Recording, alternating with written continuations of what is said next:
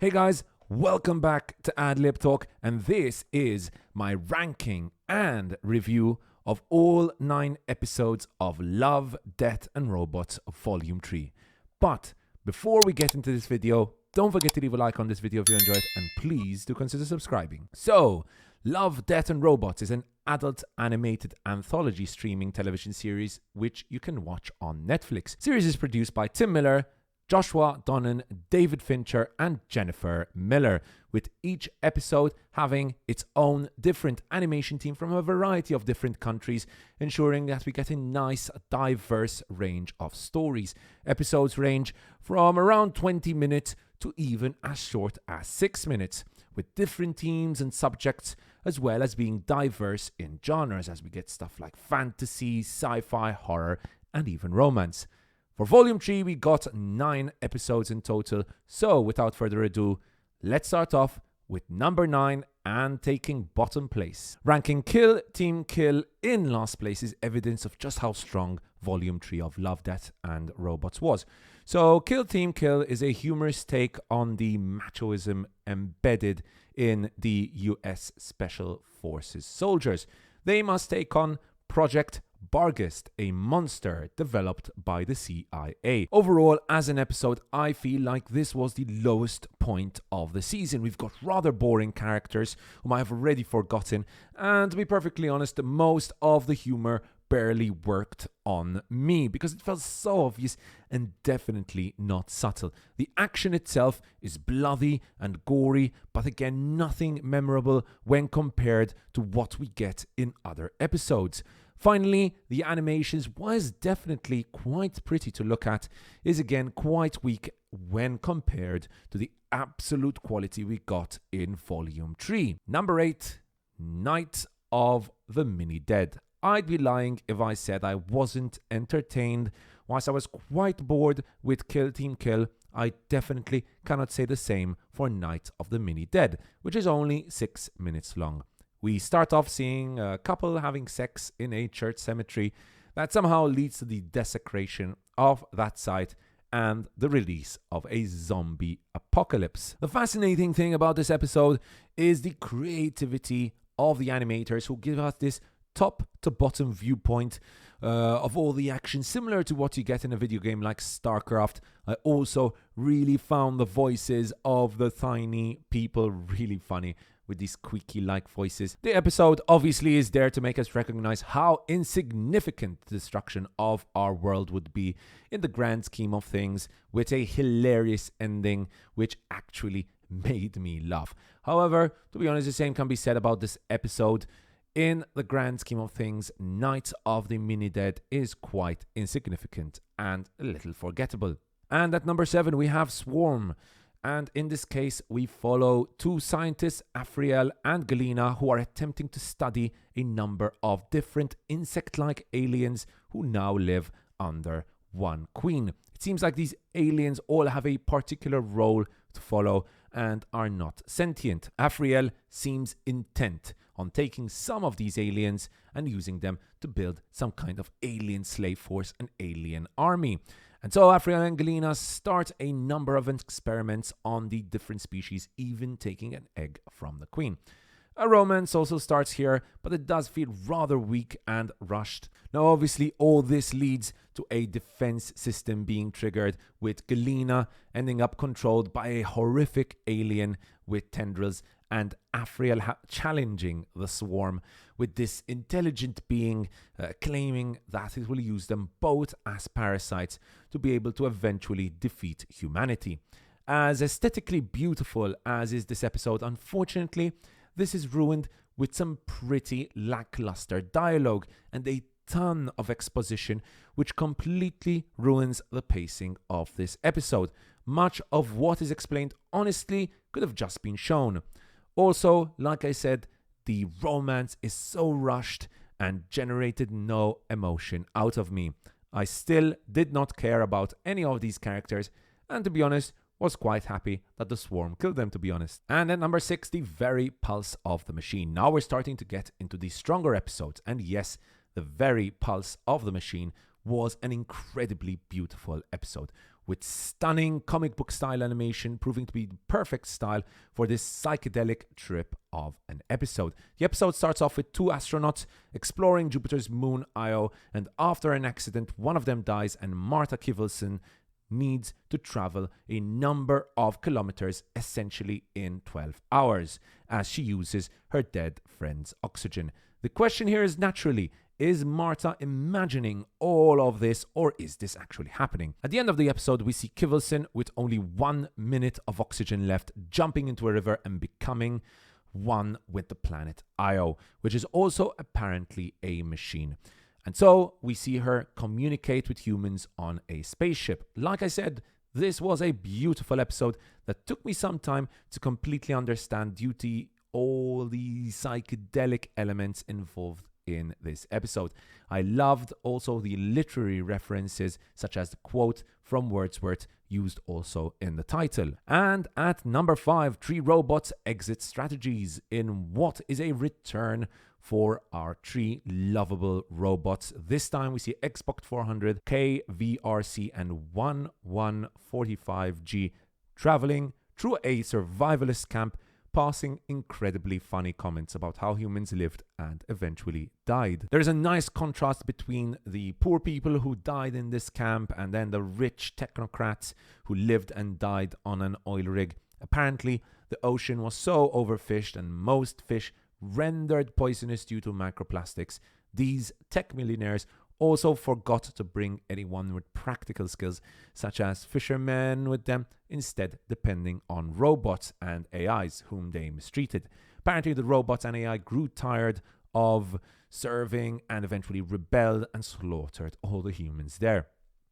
Just like in the first episode, 3 robots is hilarious. The dialogue works really well for most of the time, although some of the social commentary feels a little too obvious. Some more subtlety here would have truly elevated this beautifully animated episode with robots, which I could personally listen to talk to each other all day. And at number 4, Mason's Rats in what was my surprise of Volume 3. At the start I thought Mason's Rats would be like Kill Team Kill, just a lot of death and destruction. Little did I know that by the end of this short episode my heart would be ripped to shreds with an incredibly emotional scene. The episode is set in Scotland, where we find Mason, a farmer. He has a rat infestation problem, and it appears the rats have evolved and are capable of using technology and organizing themselves. In comes pest control company TrapTech, who provide Mason with a variety of lethal machines which kill the rats in horrific ways. The rats do not give up, but stand and fight, and by the end we see Mason shoot the machine which was attacking the rats and save the last survivors. This was a beautiful episode which touched on anti-war and anti-tech themes in a smart manner and also provides us with a compelling narrative in such a short time. To think that I actually felt emotional about rats being killed. And at number 3, In Vaulted Halls Entombed. Wow, just wow. What starts off as a Call of Duty Modern Warfare mission ends up as an H.P. Lovecraft style episode. Beautifully animated, probably the second best animation quality after Jabaro, and with a shocking and powerful ending in Vaulted Halls Entombed was truly exceptional. We start off with Special Forces soldiers searching for a hostage whom they soon find dead, with just his skeleton left. The horror elements merge well with the modern military style, with the green night vision proving to be especially beautiful. Anyways, in the search for answers as to what is going on, they are attacked by hordes of small spider-like alien creatures which take out most of the soldiers. Eventually, only Sarge and Harper survive.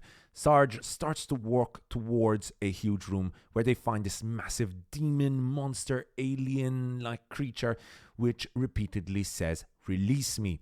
Harper is forced to kill Sarge and then decides to cut out her eyes and ears to avoid releasing this Cthulhu-like creature.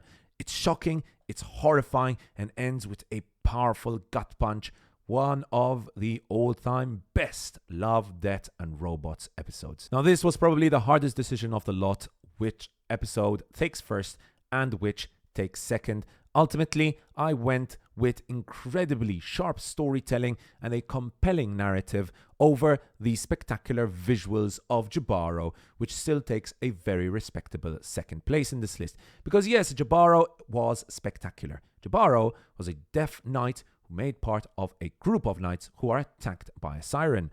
As he sees all the other knights charged to their death in a lake, he manages to survive. The siren, interested in the knight, actually ends up sleeping next to Jabaro in an interesting, very, very interesting scene. This is where it gets confusing. Was the siren attracted to the knight? Was it trying to manipulate him? I'm not sure. But anyways, the knight knocks out the siren and takes all her jewels, throwing her into the lake. However, upon drinking from the lake, Jabaro, the knight, regains his hearing, thus allowing the siren to enact her revenge. Now, this is definitely a thematically powerful episode. My personal interpretation was that this story represented the kind of horrific act committed by the conquistadors in South America, exploiting the natives and stealing their gold. Naturally, one could also look at this as commentary on sexual assault and rape. Whatever the message behind it, the episode is both powerful, hauntingly emotional, and incredibly beautifully animated. This is probably the first time I could have easily confused animated characters with real people because it looks that good. The dancing done by the characters is spectacular to look at, and the soundtrack and sound design really was the cherry on top of the cake. Congrats to director Alberto Mielgo and all the team for an impressive short. And at number 1, Bad Traveling. Wow, just wow. If this is what David Fincher could do with animated movies, well, please give this man a big budget and a great story to tell. Oh, and please do ensure that Andrew Kevin, well-known screenwriter of Seven, works with him, because the tight storytelling we see in this 20-minute episode is nothing short of miraculous. So, Bad Traveling is about a ship and its crew who set off to try to hunt this mythical creature called a Thanapod. However, the Thanapod gets the jump on the crew and orders the rest of the crew to take it to Faden Island, an island populated by a lot of innocent people.